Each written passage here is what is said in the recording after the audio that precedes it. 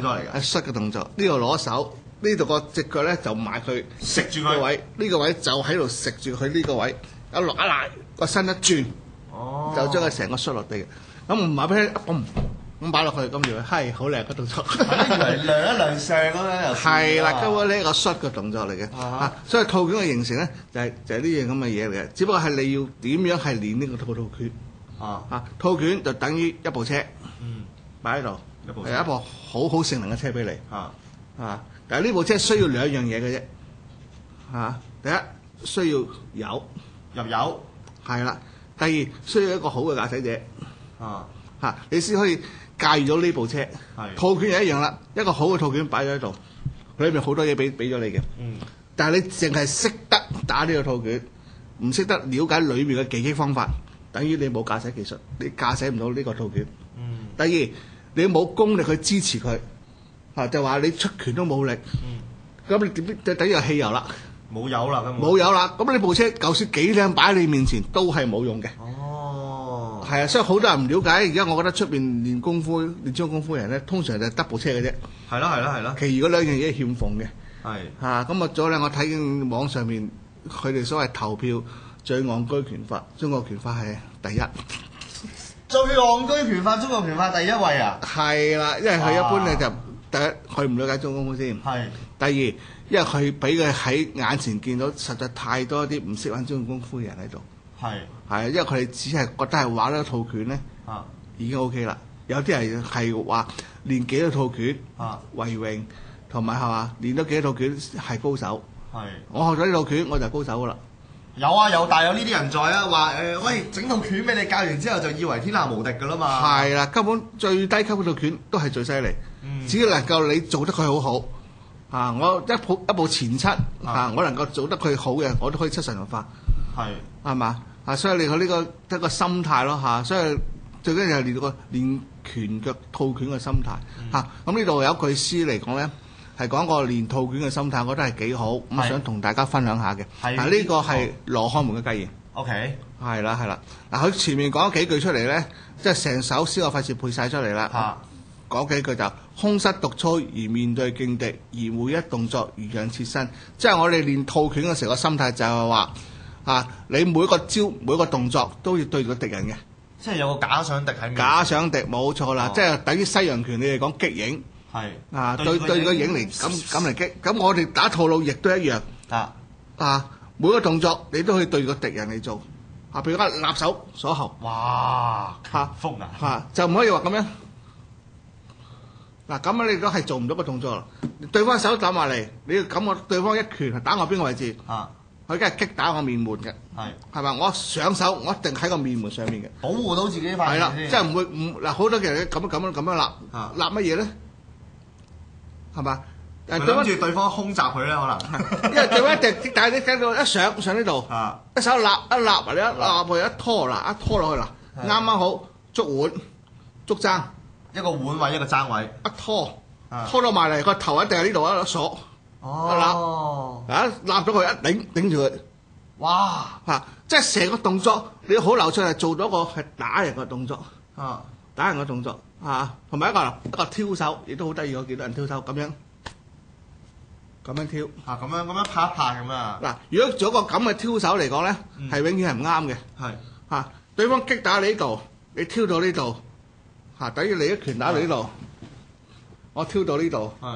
你個拳頭一樣喺呢度，係嘛？如果我要挑手，我一定係挑，一定高過自己人頭，挑開個拳頭。係啦，你首先升起，係嘛？跟住一托，跟住入步打。所以個挑手一挑，一挑手咧，一定係上高過個人頭，一落拍手，拳打，係啦，個手護翻住自己，係啦，咁你先係你做得到佢個套拳，佢俾你嘅要求。同埋要有個力量佢嚟做下，所以而每一動作如刃切身，即係做每個動作都係上景深若非遊戲，是乃生命關鍵。上景深若非遊戲，是乃生命關鍵。哇，性命攸關。係啊，所以每個動作，你係同人打，因為你點解練呢個動作？因為你係同人打緊，係搏鬥緊啊嘛，梗係生命關鍵。你唔知對方係咩人噶嘛，係咪先？咁下一句就係使蒙眾乘戰，心目皆兵，久而久之，內外而一，運用自如，無心舉動，鐵成規。佢最緊要呢句就係久而久之，內外而一。即係話你習慣咗做呢啲動作，做到隻手順晒啦，無心舉動，即係突然之間你個本能反應出咗嚟，出手，倉促出手，準處決竅，衝埋分一砰一聲，咁你已經打咗佢啦，打咗㗎啦。就係呢個本能反應，就係你個自然啦。所以話拳練千遍，身法自然，就唔係話你套拳打1000遍，你係身法自然，而係你個功法手法，你練1000遍，練到隻手順晒，一立手就打。咁你先係叫做忽然間受到襲擊，你就係出咗呢下出嚟。呢個就本能反應。拳練千遍呢一個説話真係一啲都冇錯，有好多嘢咧，我哋譬如個動作咧，係一定要練到唔知幾多千下咧，先至入到我哋嗰個身體嘅一個每一寸肌肉嘅一個記憶入面啦。係啦，即係啲人話成日話我練動作，我練功夫，我練完嗰套拳之後咧，打到熟晒咁就算啦。但係其實根本唔夠啊！你只不過係個腦入面，你仲係處於一個用腦去諗完之後話俾肌肉聽你要做嗰個動作。但係咧練到幾千下之後入晒 memory 入面之後咧，你係唔使經過大腦嘅，真係。係啦，呢啲係你嘅自然反應啊嘛。喺一個花盆抌落嚟，你識得行開噶嘛。唔會望住個花盆就咁掟落嚟噶嘛。但係先不過講個笑話俾你聽喎。之前咧我喺網上面咧聽過一單咁嘅嘢，有個朋友咧佢就練詠春嘅，咁佢又真係唔知係咪練到上晒腦啊！真係。咁有次喺醫院咧，有個阿 Sir 警察嚟。咁叫佢喎，咁個阿 Sir 咧就即係搭一搭佢膊頭，佢本能反應走去打人，去襲警喎。而家就唔知單公司點樣，佢真係走去打個警察，本能反應，你有冇搞錯啊？可能係環境關係影響到佢啦，係嘛？佢可能自己去到醫院又緊張，不過呢個係網上嘅流傳一個笑話啫，唔知係真定假啦。係啦。所以有時喺中國裏面咧，有啲我哋所謂叫做心法。心法咧就係根本就係呢一類嘅格言嚟嘅啫。即係話警惕你學嘢練嘢個心態點樣樣。呢個係心態啦。咁另外有一首咧叫做《白鶴拳經》，我覺得係幾好嘅。咁亦都同大家分享下。呢個白鶴派嘅拳經嚟嘅喎。係啦，冇錯啦。雖然我唔係白鶴派，但係呢個見到呢首拳經，我已經好中意啦。係啦，因為佢有幾句嚟講咧，我真係譬如學就金剛之勢，練成羅漢之姿，清風還可斷石，指電秒而難追。哇！係嚟嘅喎。係啦，佢學就金剛之勢，練成羅漢之姿，就係話我哋練拳搏擊嗰時個心態，出拳有感覺嗰種威猛嘅勢咧，令到對方感受到你個威脅俾佢，要俾對方 feel 到金剛咁樣。係你去驚你啦，變咗即係就想話個勢贏咗佢啦。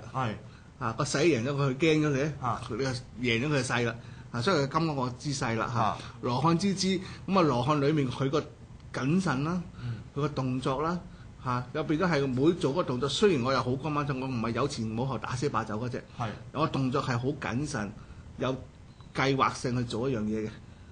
練成羅漢之姿，清風還可斷石，指電秒而難追。呢個咧啱啱佢講得到咧，我正想講嘅一樣嘢就係速度。速度因為同人打，若果你係冇速度嘅，譬如我立手鎖喉，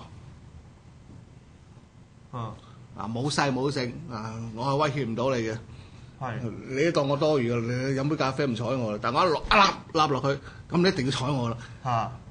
因為我一勢一立，你一戳你手，哇！你打我喎咁樣，咁感覺到有威脅有氣，咁你要注視我啦。但我搭落1、2、3，你都唔會睬我。所以清風還可斷石，意思就係話你一把靚嘅劍，你要斷開呢嚿石。哇！有咩方法咧？快，速度，你個石先開得到。即係要快，就唔可以慢慢哼過你個石唔會開嘅。大家快速一聲。固然之話要靚嘅劍啦，話明清風我喺度諗喎，唔會斬北馬清風嘅劍啦，即係你試清風劍係啦，冇錯啦，就可以斷嗰個石啦。呢個帶出就講嗰個快個速度快指電秒而難追，閃電一閃就對面啦。